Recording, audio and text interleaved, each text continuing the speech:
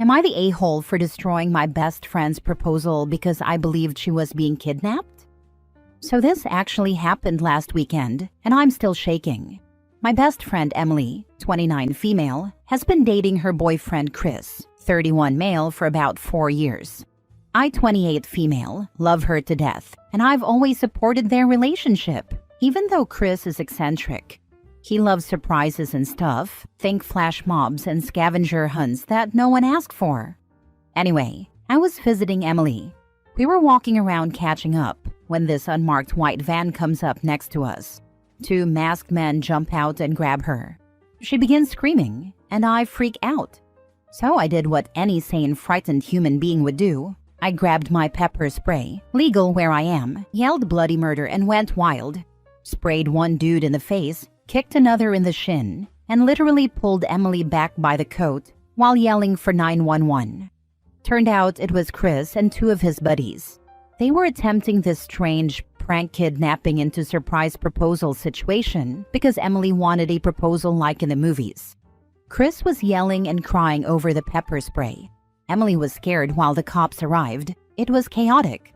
Now Chris is angry. He tells me I ruined the most significant moment of their lives and embarrassed him in front of everyone. Emily tells me she understands why I freaked out, but wishes I'd read the room. But how was I going to know? It seemed real. She was crying. They had masks, and it was a literal van. Everyone's acting like I overreacted, but I genuinely thought she was being trafficked. Am I the a-hole for spoiling the proposal? Now for the top comments. Read the room? Read the room? 2 guys snatch up your screaming friend on the street and she's telling you to read the room? What if someone else had called 911? What if someone else on the street saw and just started wailing on them? What if other people started going on local media about a girl getting grabbed up? This was a poorly conceived prank proposal, and you did what anyone else should have done. Not the a-hole. Your friend and her boyfriend are idiots. Also, what if she was carrying a firearm and not pepper spray? Hello, I agree totally. If she had been carrying a gun, she would have been justified using deadly force in every state in our country. This is the most brain-dead, asinine BS proposal idea I've ever heard. Not the a-hole. Holy craps. Will you be my best friend? I think you read the room perfectly. She was being abducted and you kicked ass and took names. This is exactly why we carry, and also why pranks like this are so freaking stupid. You absolutely did exactly what you should have done, and frankly, I am so offended for you that she's upset. I love this comment. I want Opie as my best friend too. I am also so offended for you. If your friend doesn't come around to apologizing to you, I suggest this is a breakup of the friendship. You did everything a best friend should do in that situation. If they don't recognize their actions were traumatic to you and apologize profusely, then they are very emotionally unintelligent people and will not care for you in other ways, OP. You are not only not the a-hole, you are the freaking hero here. Standing ovation. Next story. Am I the a-hole for telling my fiancé I don't want his best man coming to our wedding after what he did at my birthday dinner? So I'm 29 female and my fiancé 31 male, and I have been together for 4 years. We are planning our wedding for later this year, which has been going great, except for one person, his best friend Kyle. Kyle is one of those dudes who peaked in high school and is so insufferable. He is always making unnecessary jokes that seem like insults, to be honest. But my fiancé says he's just goofy and immature, so I've tried to keep my peace. Anyway, my birthday was 2 weeks ago. Nothing big happened, just a dinner at a nice restaurant with close friends and family. Near the end of it, someone mentioned the wedding and how everything was going, and my fiancé answered and said we were writing our own vows. I said I was nervous but excited. Then Kyle said loudly, I think everyone present in the restaurant heard it. That's how loud he was.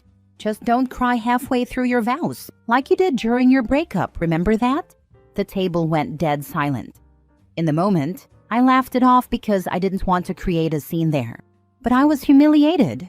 My dad was present, and my fiancé was aware that that breakup was abusive and traumatic. I later told him how hurt I was, and he said, Kyle was just being Kyle, and you know how he is, babe. So I sat on it for a few days, even though I was hurt.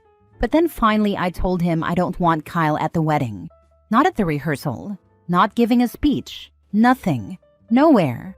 I just don't want him there. Now my fiancé is saying I'm overreacting. That Kyle was just trying to be funny, and kicking him off the list would destroy their 15 years of friendship. But honestly, if Kyle cannot respect me, then why should I allow him to stand next to the man I'm marrying? So, am I the a-hole for refusing to have Kyle at the wedding after all this? Not the a-hole. I hate when people like this get away with their terrible behavior because their closest people say, oh, that's just how they are. As if you have to tolerate the disrespect because they don't know any better. He can't respect you at dinner in a restaurant. He won't respect you at your wedding. I'd be afraid he does something he thinks is funny which would ruin it. Not the a-hole. No doubt, inviting Kyle will definitely ruin OP's wedding, and it'll be in a way no one expects.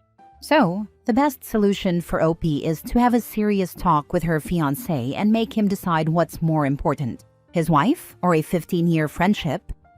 You do realize Kyle isn't the only problematic person here, right? Your fiancé enables his nonsense and never calls him out on it. So of course Kyle keeps going and going. Immature or not, he's an a-hole. You sure you really want to marry a man that won't prioritize you over his already peaked immature bestie?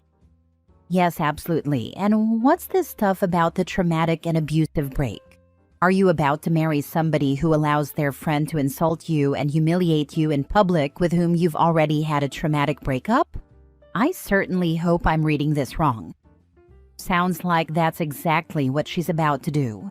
OP, your fiancé is a tool. He already is choosing his friendship with Kyle over your feelings, and he will continue to do so. Whether or not to invite Kyle is not your biggest problem right now. Next story. Am I the a-hole for leaving my own birthday dinner early after my boyfriend showed up with 3 of his friends uninvited? I, 26 female, planned a small birthday dinner at one of my favorite restaurants. Just 5 of my closest friends and my boyfriend, 28 male.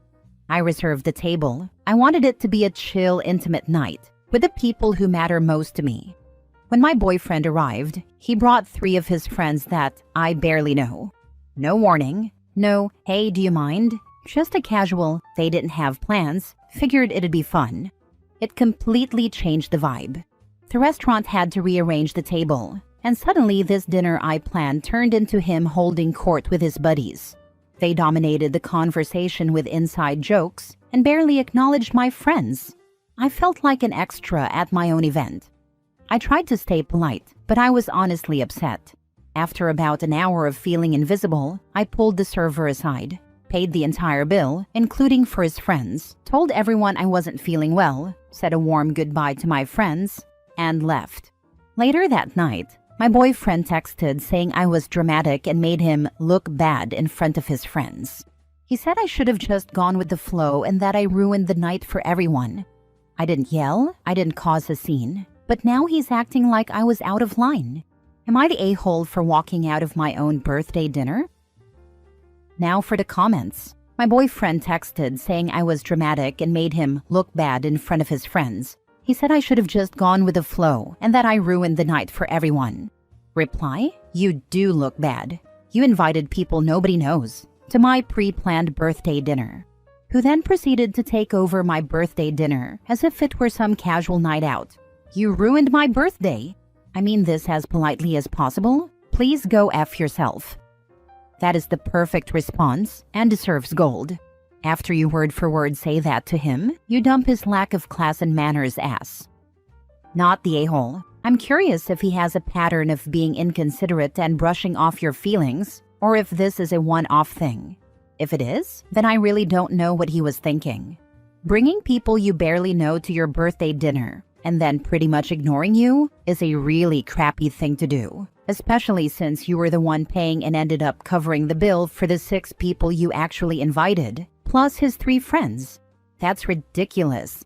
He should have been the one who paid for them, not you. And no, you didn't ruin the night for everyone. He ruined the night for you.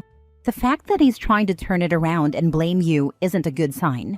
And if this is a pattern of behavior with him, then I would seriously reconsider this relationship, because I doubt this is what you want your future to be. Your boyfriend is displaying classic narc behavior, selfish and extremely entitled. Best to get rid of him now, because he will only get worse. I wouldn't even bother putting boundaries in place. Just get away from him and stay away. Next story. Am I the a-hole for choosing to get married where I live and not where my mom lives to be accessible for her and her husband to bring my stepsister? Maybe I, 29 male, will come across as an a-hole, and I'm here to face whether I am or not. Let me begin with some background. My dad died when I was 6, and it was just me and my mom for a few years before she met Dan. Dan was okay, and they got married a little over a year after they met. I was 11. A few months after my mom and Dan got married, Dan's ex said she wanted to move with their daughter to another state. Instead of saying no and fighting it, Dan and my mom decided we would move to follow them, and that had us moving 8 times in 5 years, just so he could follow his daughter around. He never fought it in court, and they uprooted me every time too. I was resentful as heck. I was away from the rest of my family and chasing after a stepsister I didn't really care if I never saw again. I know my mom cared, and Dan cared, and they were married.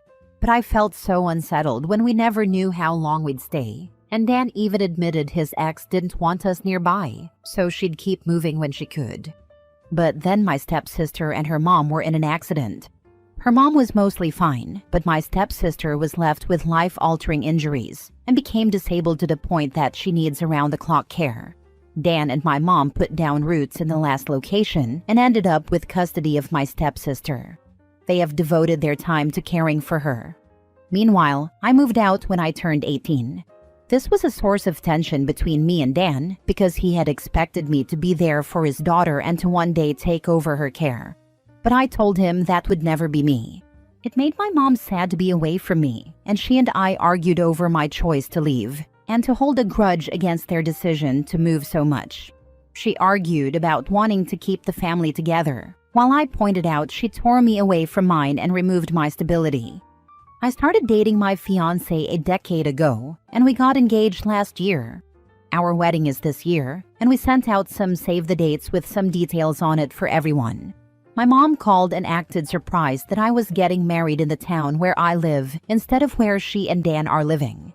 She told me my stepsister could not do that kind of commute and asked how I expected them to be there. I told her if they could not make it, I would understand, but my life is here, and this is where I would get married. Dan called to tell me how selfish I am and how messed up it is to choose to marry somewhere my stepsister can't access. He said it would have been no big deal for me to go there for one day to get married. I hung up the phone on him because I didn't want to listen to BS like that. My mom has brought the topic up some more, and I told her I was not traveling just for them to be able to go. She got upset and asked me if I really felt okay with my only sibling not being there. I told her she didn't want to hear my honest response to that, but yes, I am okay with Dan's daughter not being there. I said I can live without her there, if she's just going to come and tell me how I should have gotten married where she lives. She said it feels like my choice is a punishment for their decision to follow Dan's ex and daughter when we were younger, and she doesn't think that's entirely fair, especially not my stepsister. Am I the a-hole? Oh, honey, I am so sorry. Your mom has continually chosen Dan and Dan's daughter over you, and here she is, once again prioritizing them. That sucks. I hope your mom makes it. But even if she doesn't, I hope you have a wonderful wedding, and I wish you all the best in life. Thank you. I'll be able to enjoy my wedding even if she's not there. If she's going to pout over my decision, I'd enjoy the day more without her. So would everyone else, I think. Last story. Am I the a-hole for refusing to babysit my husband's kids so he can have some time off? My 29 female husband, 34 male, has 3 kids from a prior marriage, 11, 7, and 6 all males. They are absolute terrors, as both of their parents have struggled to agree on parenting and rules. When I met my husband 4 years ago, he stated that he wasn't looking for a mom for his kids. His kids have 2 parents, and he was looking for a wife for himself. I like kids, but I've never wanted any of my own. But I was open to the idea of him having kids.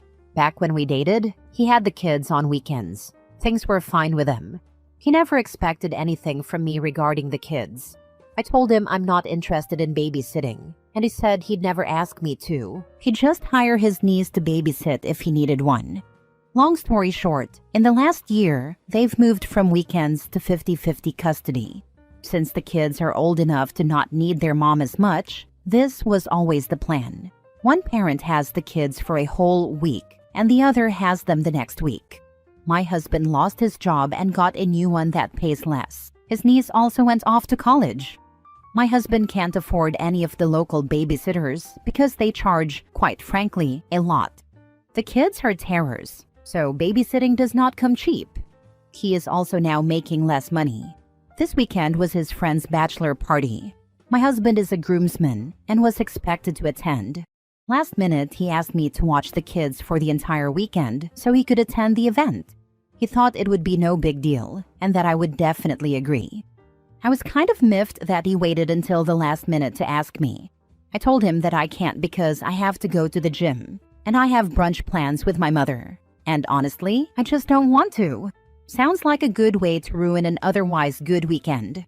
Also, why would I watch the kids so their dad can go get plastered and ogle strippers with his friends? No, thank you. It's not like it was an emergency or something. Dan was very upset because he couldn't go. I brought up the fact that before we got married, he told me he wouldn't expect me to watch the kids, ever. He seemed surprised because he thought I would have changed my mind. I told him I'd watch them if there was an emergency, but otherwise, no.